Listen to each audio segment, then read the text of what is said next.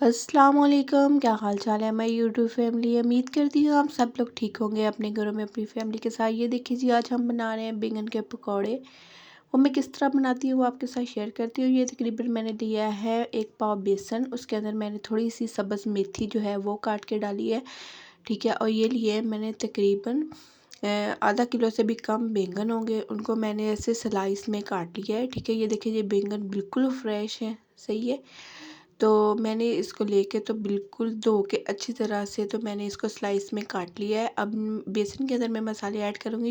ये है कुटी हुई लाल मिर्च और सूखा धनिया, ठीक है। 1 खाने का चम्मच जो मैंने सूखा धनिया डाला है, 1 टीस्पून कुटी हुई लाल मिर्च डाली है और 1.5 टीस्पून मैंने नमक डाला है इसके अंदर। और पिसी हुई लाल मिर्च मैंने डाली है तकरीबन 1.5 टीस्पून, यानी 1 और आधा टीस्पून। और इसमें मैं डालूँगी चाट मसाला, ठीक है। तकरीबन 1.5 ही टीस्पून मैं चाट मसाला ऐड करूँगी, उसके साथ फ्लेवर बहुत अच्छा आता है। आप चाहें तो आमचूर पाउडर भी ऐड कर सकते हैं।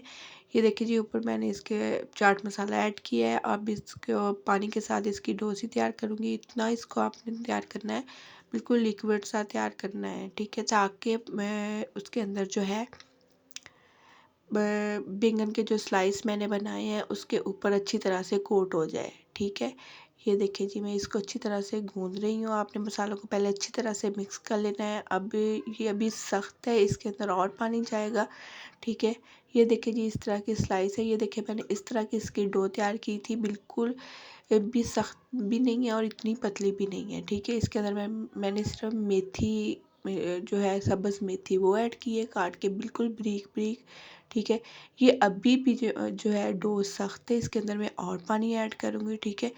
ये देखिए जी, ये आपको नज़र आ रहा है, इतना लिक्विड ही इसको रखना है। और मैंने तकरीबन आधा किलो के जितना ऑयल जो है वो कढ़ाई में पकने के लिए रख दिया था। जब बिल्कुल वो गर्म हो गया तो फिर मैंने इसके अंदर ये स्लाइस डाले हैं। ये बहुत मज़ेदार बैंगन के पकौड़े तैयार होते हैं, एक दफ़ा ज़रूर ट्राई कीजिएगा, सही है। ये देखिए जी, इस तरह का इसका कलर आ गया था। मैं इतने क्रिस्पी नहीं कर रही, आप चाहे तो और भी इसको कलर दे सकते हैं, क्रिस्पीपन दे सकते हैं और ज़्यादा फ्राई करके, लेकिन मैं नहीं दे रही थी, ठीक है।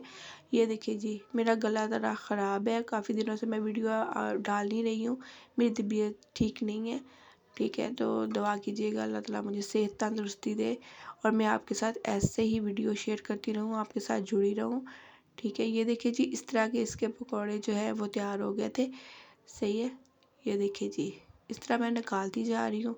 आप चाहे तो इसको और क्रिस्पीपन दे सकते हैं, लेकिन इस तरह के इसको मैंने दिया था। और ये देखिए जी, केचप के साथ मैंने इसको सर्व किया है और ये क्रिस्पी इतने मज़ेदार थे ना, बाहर से क्रिस्पी थे और अंदर से इतने सॉफ्ट थे ना बैंगन।